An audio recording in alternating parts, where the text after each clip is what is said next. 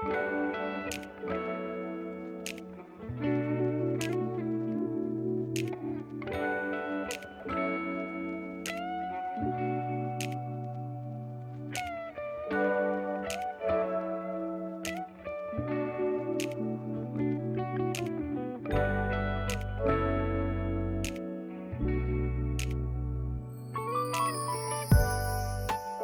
after my last few months of buying daily runners that haven't exactly been reliable, I think I've been through 3 in the last 6 months, I think, which is really pathetic.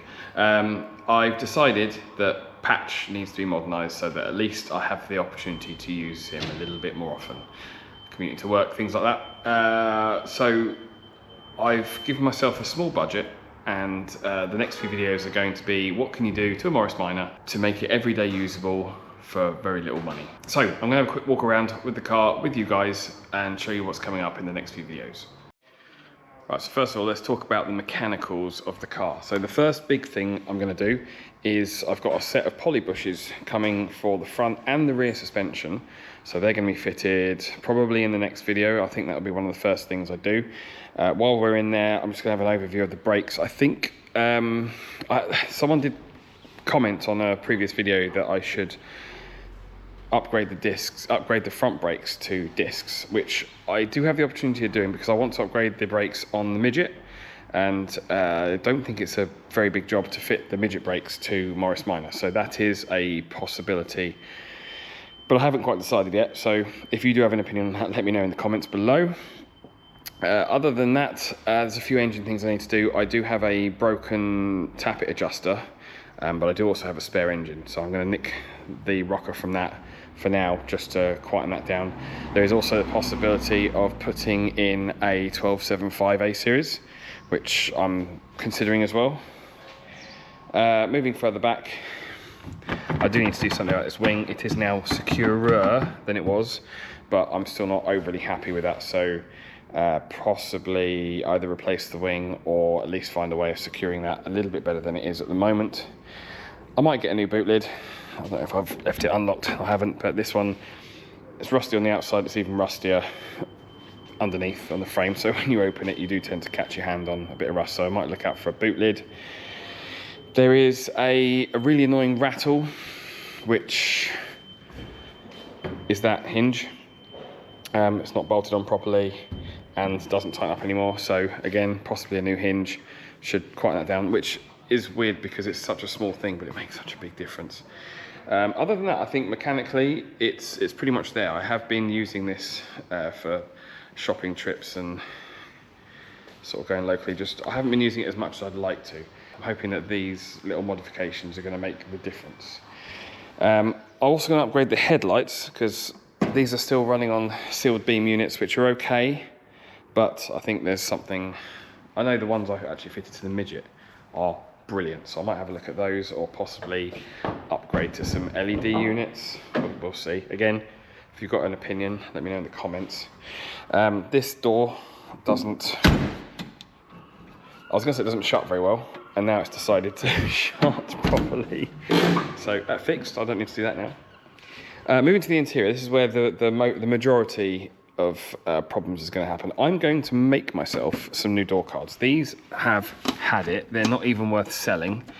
I've been looking up and it's not too big of a job to make new door cards, so I've got a few ideas for that. That's quite good. Sound deadening. I want to fit some sound deadening, so while the door cards are off, I'm going to put some pads behind the door cards. Take all of the interior out and put some under there as well. This is still running on the original sound deadening, which is going to be doing absolutely nothing, I would imagine. So there's a lot more modern options out there. While the seats are out, I'm going to have a look at fitting my MGF seats that I had in the Midget for a small time, and they were just too big for the Midget. But they're really, really good seats, and I don't think it's going to take a lot of fabrication work to fit them in the Morris. And I think they'll suit it better, and it also means I can then replace the, I don't know if you can see through the dirty window, replace the rear bench seat, which is red, with the green ones, because Morris did do a green interior, so Hopefully that will then match and look a bit smarter. Looking further forward, I do need to fix the speedometer. That comes down to a mechanical thing because I think it's the drive in the gearbox. So what that's to do, obviously, the glove box lid, does stay up.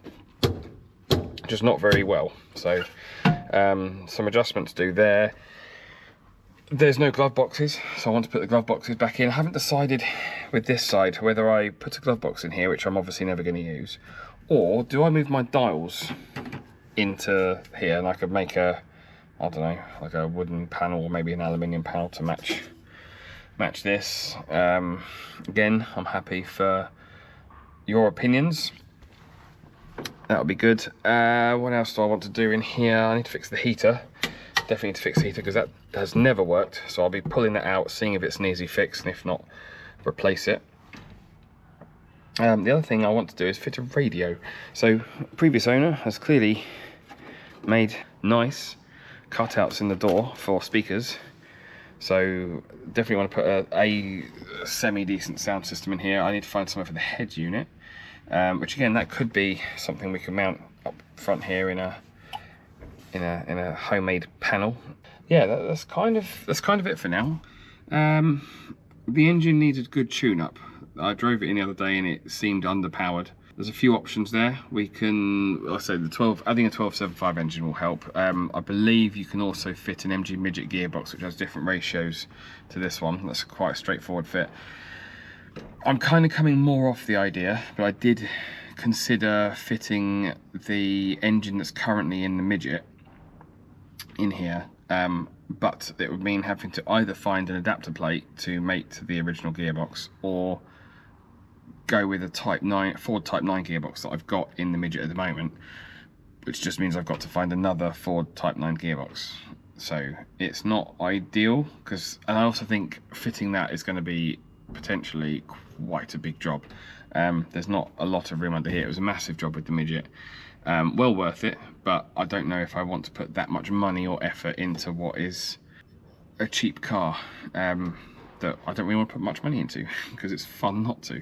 It's been one of my most reliable cars of recent years. I don't think this has let me down yet. I don't think Patch has let me down yet. There's still plenty of time. Hopefully it doesn't come to it. But yeah, so if you haven't done already, please do subscribe to the channel, like the video if you made it this far, comment below with any ideas you've got, what I could do to Patch to make him a bit more usable, and any upgrades you'd like to see in the future. And I will see you in the next video, which is probably going to be fitting poly bushes.